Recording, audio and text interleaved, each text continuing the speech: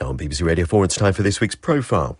Edward Sturton looks at the career of one of the country's most influential women. Harry's drugs shame. Bonkers Bruno locked up. TV Deaton's drugs romp with Vice Girl. The world of tabloid journalism is notoriously brutal and macho. This week's Profile is devoted to someone who conquered it and became its queen with astonishing speed. For the first time ever, The Sun, Britain's most popular daily newspaper, has appointed a female editor. Rebekah Wade, the current editor of the News of the World, has been picked to take over from David Yelland, who's run the paper. Rebekah Brooks, as she became following a second marriage, courts power but fights shy of publicity. The phone hacking scandal at Rupert Murdoch's News International, of which she's now the chief executive, has put her on the back foot and in the public eye. She's one of the most powerful people in this country, essentially, because she is Rupert Murdoch's proxy here. And yet we have very little idea of her as a person and what she's like and how she's got there. The commentator Henry Porter, who's written extensively about the power of the Murdoch press. The sense of mystery he describes certainly applies to Rebekah Brooks' youth. We know she was at school in Cheshire, but really very little else about her teenage years has been published. We managed to track down a childhood friend who says the young Rebekah Wade was like a sister because their families were so close. Louise Weir, as she then was, says the Wades were enthusiastic churchgoers and prosperous. The proceeds of the family tree surgery business meant enviable holidays and a personalised number plate for Mrs. Wade. The future tabloid editor was a keen campaigner for the Tory party and, intriguingly, apparently enjoyed watching people with binoculars. As to her teenage tastes... She was really into her clothes and she liked quite alternative music. She was into things like the Cramps and music like that, quite alternative music.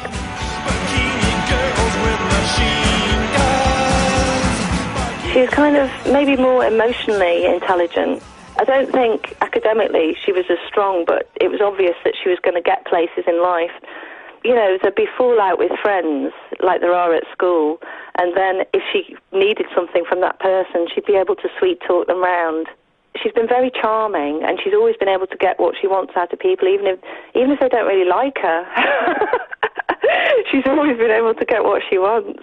It's also sometimes said these days that she can show a real temper sometimes. Did you see any sign of that? Yeah, she's a typical Gemini. She's got her lovely fluffy side and then her angry side. Rebekah Brooks' startlingly brief and opaque Who's Who entry mentions time at the Sorbonne, but not whether she took a degree. And colleagues at her first serious job in journalism remember her appearing as suddenly and mysteriously as a genie from a lamp. It was never fully explained to me exactly what her role was. Graham Ball was the features editor on Eddie Shah's famously short-lived Post newspaper when the 20-year-old Rebekah approached him in its Warrington offices. She came up to me and said, "I'm going to come and work with you on the features desk as the features secretary or administrator." I said, "Well, I'm afraid that's not going to be possible because next week I'm going to London," and I thought nothing more of it. The following Monday, I got to our new office in London, and there she was. She saw the way that the ideas were kicked into shape on the features desk, and then the story would be given to a feature writer on the paper. And after a while, she'd go and talk to the writer and ask, "Well, who is it you're phoning now?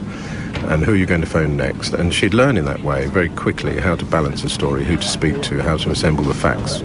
She was a bit of a puzzle to most of the old hands on the paper because we didn't see many people like her. Subsequently, haven't seen many people like her, actually. She charmed all the writers. Nobody said, "Oh, what is that woman doing?" or "Tell her to stop doing this." She did everything with a great finesse. It was very, very clever, actually. Graham Ball witnessed early evidence of her tabloid touch. At a meeting of the features team one Friday, she mentioned a French beer, which, it was claimed, enhanced male sexual prowess. The following Monday, we went into work, and she was always the first one there. And by the features desk were a number of crates of this beer. Unknown to us and unasked, she'd taken herself off to France that weekend, bought several crates of this beer and brought it back, and there it was. And she wrote the feature, it went very well, and we offered the crates of beer to the readers as a competition prize, and it was brilliant, and it was all her own work. When the Post folded, Rebekah Wade moved to the News of the World. She made her mark very quickly indeed. The former Mirror editor Roy Greenslade met her just a couple of years after she joined the News International team at Wapping in London. I remember being in the canteen at Wapping in 1991, saw an old friend from the News of the World. She said to me, look, here's Rebekah Wade, she said, who undoubtedly is going to be the next editor of the News of the World. She was at the time editor of the News of the World magazine. And in a way that was quite strange because Rebekah's always tipped for the next job when she gets the job, so that when she became editor of the News of the World, I was immediately told she'll be the next editor of The Sun. And then when she was editor of The Sun, I was quickly told, she'll be moving up the hierarchy into management. She used to occasionally ring up and take counsel from me on the days when I was less combative towards News International generally. And that's, in a way, how she operates. She encourages you to feel that you're on her team, you're on her side.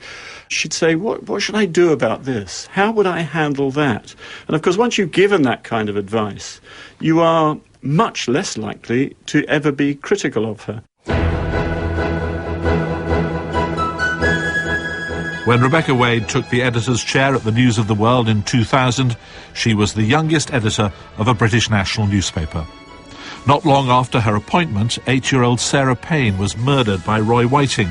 Named and shamed. Amid the public outcry that followed, Rebekah Wade launched a name and shame campaign against convicted child sex offenders. She was even tempted into a rare interview on the BBC programme Breakfast with Frost. Editor of the paper. Rebekah, starting with this Sunday and what's in the papers today, this occasion you're printing paedophiles that the police would like to know where they are, and police ask you to do this particular set. Is that right? That's correct. I mean, there are about 110,000 paedophiles, convicted paedophiles that live in Britain at the moment, in England and Wales. The fact is that if you have paedophiles in society that are monitored, they will strike again. And my point is, if the police cannot monitor them, then it is only right and fair if you have a family with 3 young children and they put Roy Whiting next to you, then you have a general right to know that, to protect your children. The campaign was blamed for encouraging people to take the law into their own hands, and one chief constable called it grossly irresponsible. But Roy Greenslade defends her motivation. I think she can be wayward in her campaigns, but nevertheless they come from the heart. I don't think they're cynical. Certainly, I remember everyone thought, oh God, she's launched this name and shame in order to boost circulation. Well, I happen to know that they reduced the number of copies published that week because they thought it wouldn't be successful. So she didn't do it as a cynical act. Rebekah Wade's stint as editor of the News of the World brought her into contact with the senior Labour politician John Prescott for the first time. The paper turned up the fact that his wife Pauline had given up a child for adoption when she was a teenager, and Rebekah Wade got in touch with the then Deputy Prime Minister. Lord Prescott says he was impressed, even though there was later a row over the way the story was handled by others at News International. They then intended to publish this story. I managed to appeal to them not to do so until my wife and son had got together and they could discuss whether they wanted to be public about it. That was agreed, and though I met her then, she seemed very reasonable, very professional, and agreed to that proposition. Rebekah Wade moved to the editor's chair at The Sun in 2003. Not long afterwards, she appeared before the Commons Committee on Culture, Media and Sport, and what she said under questioning from MPs has haunted her to this day. You'll hear her successor at the News of the World, Andy Coulson, trying to rescue her. It's just the one element of whether you ever pay the police for information. Yeah. We have paid the police for information in the past, and it's been... And will you do it in the future? We operate within the code and within the law, and if there's a clear public interest, then the same holds for private detectives, for subterfuge, for video bags, whatever you want to talk about. It's illegal for police officers to receive payments. No, we don't. As I said, within the law. I would say that she's not a particularly good performer in public. I mean, she's not the sort of person who would go on to Question Time. Henry Porter. And when she did go in front of the Parliamentary Committee, she made a complete pig's ear of it. She's obviously charming, she's obviously extremely adept politician and good at getting on with people. But when it comes to being in the public eye and actually having to think on your feet, I don't think perhaps she's that good or hasn't had that much practice, we can't say that.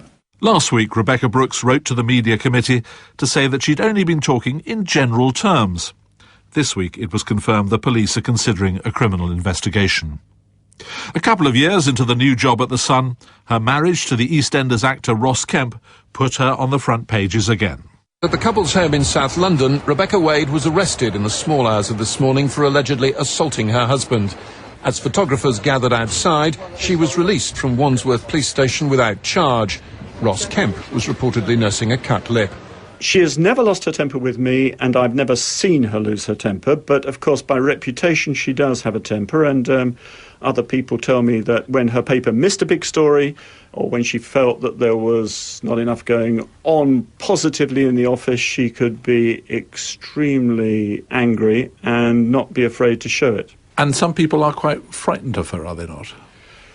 Well, of course, one of the interesting things about journalism and journalists is that you can get your own back in your newspaper without necessarily showing your temper and your level of anger.